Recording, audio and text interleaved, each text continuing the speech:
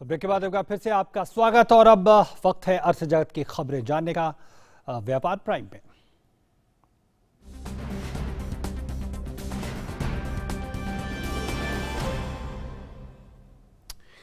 और अर्थ जगत की खबरों के साथ हमारे सहयोगी अरुण शर्मा हमारे साथ जुड़ रहे हैं। अरुण, अब आपके पास।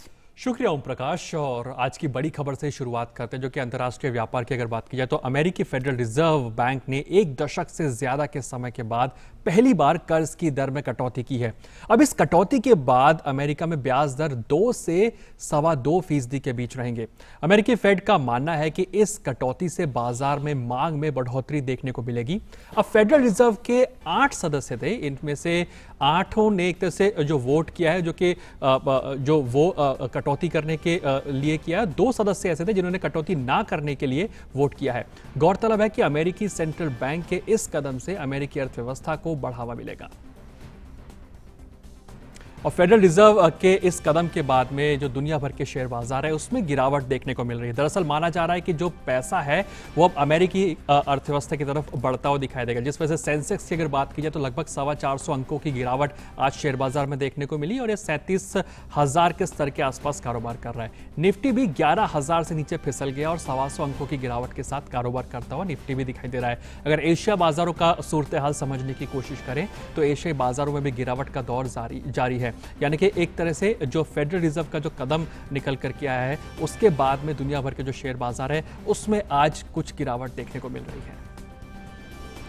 चलिए अब बात विनिर्माण क्षेत्र की कर लेते हैं, जहां से कुछ अच्छी खबर निकल करके आ रही है। अब काम के जो नए ऑर्डर्स हैं और उत्पादन मजबूत होने से जुलाई महीने में देश के विनिर्माण क्षेत्र की गतिविधियों में सुधार देखने को मिला है।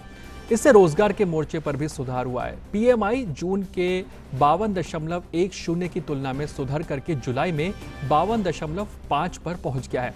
यह फैक्ट्री ऑर्डरों में त्वरित सुधार के कारण कंपनियों के उत्पादन बढ़ाने से हुआ है।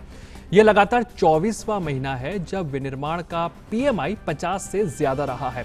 सूचकांक का 50 से ज्यादा रहना विस्तार दर्शाता है, जबकि 50 से नीचे का अगर पीएमआई होता है तो ये एक तरह से गिरावट दर्ज दिखाता है विनिर्माण क्षेत्र के अंदर।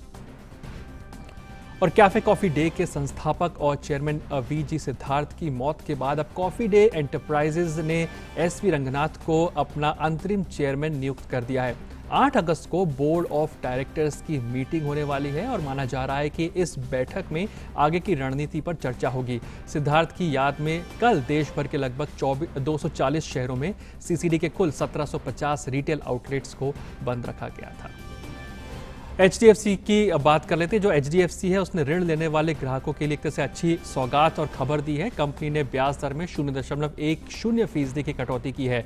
अब घर लेने वाली जो घर फाइनेंस करने वाली जो कंपनी एचडीएफसी की जो कटौती है वो अलग अलग परिपक्वता अवधि के खुदरा ऋणों के ब्याज पर रहेगी और ये कटौती नए ग्राहकों के लिए लागू होगी ही, साथ ही साथ इसका फायदा मौजूदा ऋण ग्राहकों को भी मिलने की पूरी संभावना है।